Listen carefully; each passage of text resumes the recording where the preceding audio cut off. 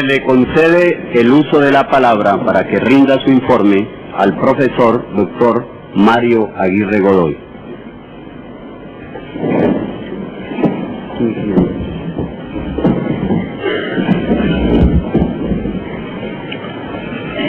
Señor presidente, autoridades de la mesa, queridos colegas, queridos amigos, tengo 15 minutos para poner mi ponencia, que desde luego es una ponencia de carácter internacional como ponente que fui designado en esa calidad, pero obviamente es una ponencia que tiene un enfoque desde luego procesal.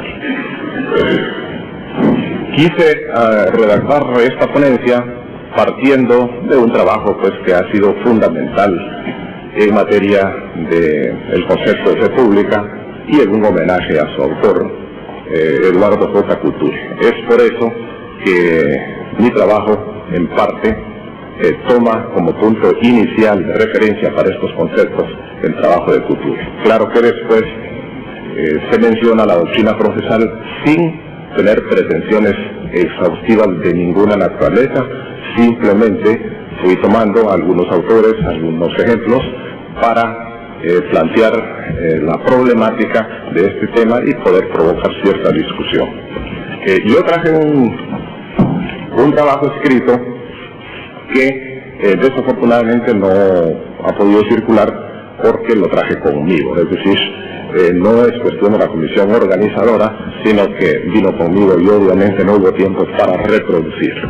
Por eso creo que en obsequio de la brevedad del tiempo voy a hacer un pequeño resumen de lo que este trabajo dice para que ustedes después en la calma oportuna puedan leerlo. Este trabajo empieza enfocando la delimitación del tema, o sea, ¿a qué se refiere? Nosotros además del punto de proceso y fe pública y su posible interrelación, también tenemos otro enfoque muy especial porque consideramos al notario como un colaborador del órgano jurisdiccional. Y en cierta parte, opcionalmente, nuestra legislación, nuestro derecho positivo, le ha asignado a los notarios la tramitación de asuntos de jurisdicción voluntaria, es decir, con carácter optativo. El que quiera ir al sede jurisdiccional puede hacerlo, el que quiera ir a sede notarial puede hacerlo. Luego, en trabajos anteriores hemos precisado las diferencias no solo de concepto, sino que de actuación entre el abogado, el juez y el notario. Eso está también expresado en el trabajo para seguir luego con lo que nosotros entendemos por fe pública. Y ahí pues me pareció que era muy oportuno señalar las precisiones diferenciativas que hace Couture, pues para información de todos y tener, como dije, un punto de arranque. Ustedes saben que en el trabajo precioso de Couture en su expresión lingüística, él diferencia la fe pública de la buena fe e incluso de la plena fe.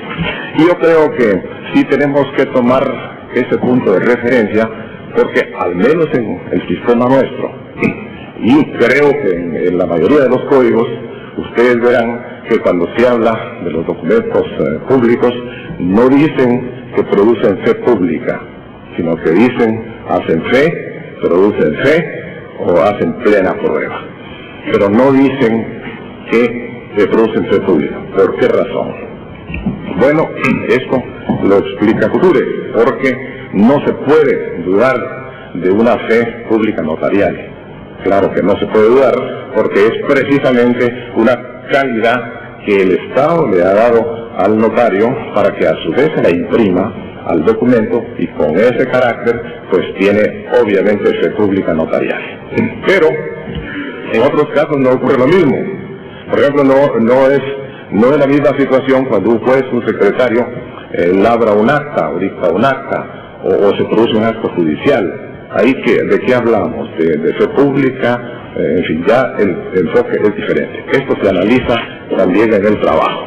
Y luego mencionamos la aplicación extensiva de la fe pública, porque en realidad documento es todo objeto que representa un pensamiento de alguna manera, es decir, lo exterioriza, lo materializa. Pero este concepto se extiende.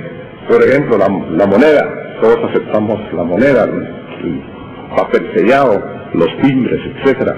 Y en el Código Penal, en los códigos penales, precisamente existen capítulos que se refieren a falsificación de documentos públicos e incluyen todo este tipo de objetos representativos de algo en los cuales la comunidad tiene confianza.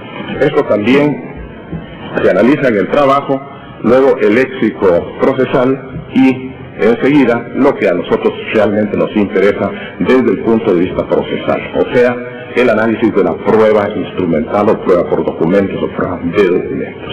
Eso para nosotros es fundamental, porque comprendemos que el documento, pues sobre todo el documento notarial, claro, tiene una eficacia material para el mundo negocial, para el tráfico jurídico, pero tiene una eficacia probatoria, que es lo que aquí nos interesa. Y esa eficacia probatoria, pues, es de cierto tipo, de cierto matiz, de cierta intensidad, que ya fue explicado por el doctor Cine muy bien.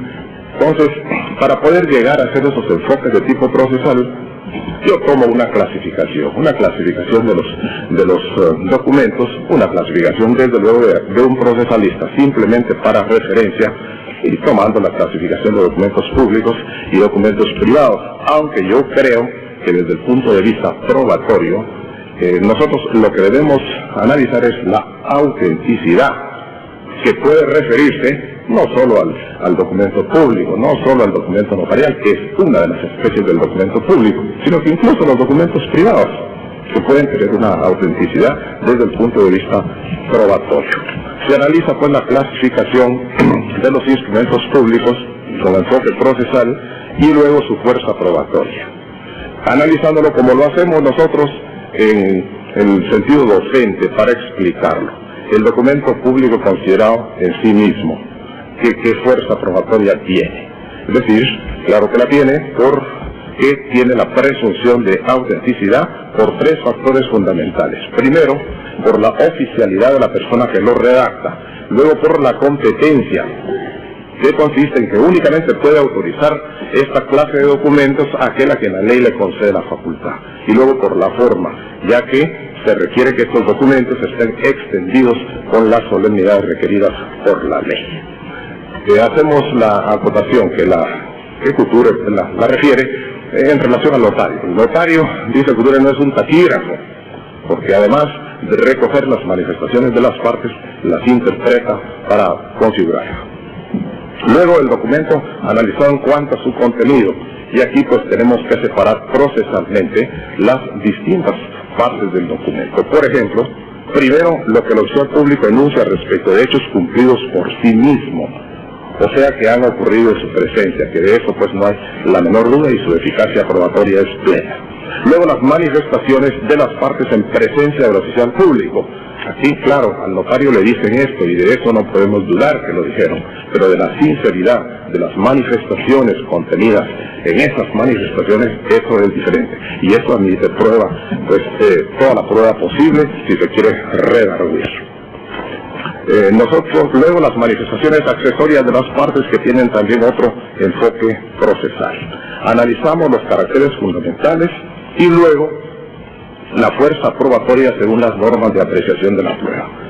Es cierto, y lo recalcaba el doctor Cini, hay ciertas partes del documento que no es que queramos mantener un sistema de prueba tasada, sino sencillamente que no se puede dar mientras no hay una redargución de falsedad. Y en nuestro sistema también de nulidad, porque está prevista también la nulidad del instrumento público en el Código Notarial. Luego, tenemos que analizar los documentos privados, porque es posible que un documento privado llegue a tener la característica de documento auténtico. Caso del sistema guatemalteco en que se pueden presentar documentos privados legalizados por notario en cuanto a su firma o bien reconocidos ante él. Casos especiales como el de documentos en poder de tercero, qué intervención tiene el notario para la producción del documento en juicio, y algunos títulos ejecutivos que pueden ser configurados por notarios como en el caso especial del documento privado con legalización notarial o con reconocimiento notarial, o bien el título ejecutivo, muy discutido en algunos lugares, pero que a nosotros nos da buen resultado, de la certificación notarial de los saldos contables, que para nosotros son títulos ejecutivos. Otro aspecto que creo que debe analizarse es el de los documentos otorgados en países extranjeros. En lo que toca, pues únicamente la intervención del notario, que entre nosotros hay cierta exigencia de protocolización necesaria y otra optativa para ser presentado en juicio. Luego, en la ponencia se analiza la intervención del notario dentro del régimen procesal. Tenemos que hacerla porque nosotros consideramos al notario como un colaborador del órgano jurisdiccional, y en el sistema guatemalteco la intervención en el proceso está bastante intensificada. No relato los casos porque están aquí expresados, y únicamente digo que dentro de esta parte importante de la intervención del notario en el proceso, las tendencias legislativas en mi país son, en cuanto a la jurisdicción voluntaria, ya hay una ley emitida en que puedan, cuando hay acuerdo de todos los interesados, en que puedan tramitarse estos asuntos en sede notarial, optativamente, sin demeritar, por supuesto, la intervención del letrado y menos la investidura del juez, porque si las partes no están de acuerdo pueden acudir a la sede judicial o bien transformarse en un proceso que está tramitándose, especialmente los procesos sucesorios que están tramitándose ante notario, tienen que ir a sede judicial. Y entonces ahí tendríamos el problema de la validez notarial de todo lo actuado por el notario a través de actas notariales antes de ir a sede judicial. Y luego, finalmente, creo que ya estoy en el tiempo, una alusión a el documento auténtico y el recurso de casación. Los que tuvieron oportunidad hoy en la mañana de escuchar la conferencia magnífica del doctor Hernando Morales, pues habrán entendido cómo es nuestro régimen de casación. Pero yo quiero mencionar esto porque en mi sistema judicial, el de Guatemala, que sigue en materia de casación la orientación española, tenemos desde luego las infracciones de tipo jurídico que pueden ser llevadas a casación y también los errores de derecho y de hecho en la precisión de la prueba que fueron explicados hoy en la mañana. Pero en cuanto al error de hecho, sí puntualiza, como lo hace la legislación española, sí puntualiza que el error de hecho debe derivarse de un documento auténtico que demuestre en forma evidente la equivocación del juzgador. Como los ejemplos que se ponían, de que el juez o los magistrados, como se les llame, o el órgano de segunda instancia, dice lo que el documento no dice, o bien lo tergiversa, o bien lo omite. Pero debe puntualizarse el documento auténtico. Entonces, ¿qué se entiende por documento auténtico? Hay que verlo, porque es importante en relación al documento notarial, porque el documento notarial, aunque sea documento público, y aunque produzca plena fe, o haga fe, sin embargo, no tiene el mismo grado de eficacia o de fuerza probatoria. No lo tiene. Ni para los fines de casación, ni para otros elementos de prueba. Por ejemplo, digamos en el caso de la escritura pública, pues claro, ese es un instrumento pues que tiene un pleno valor probatorio en las partes que antes hemos mencionado. Pero si se trata, por ejemplo, de un acta notarial en que deponen testigos, ya su fuerza probatoria es un poquito diferente si no se ha tenido pues el contralor necesario. En esto toda la jurisprudencia española ha sido muy restrictiva, en el sentido de que no considera todo documento auténtico, que nosotros decimos que es auténtico, por ser un documento notarial. Sin embargo, para los fines de la casación, no todos los documentos son auténticos. Únicamente aquellos, cito por ejemplo la obra clásica de la plaza, solamente aquellos que por sí mismos prueban un hecho sin ninguna duda. Señor presidente, voy por terminar mi intervención. Muchas gracias.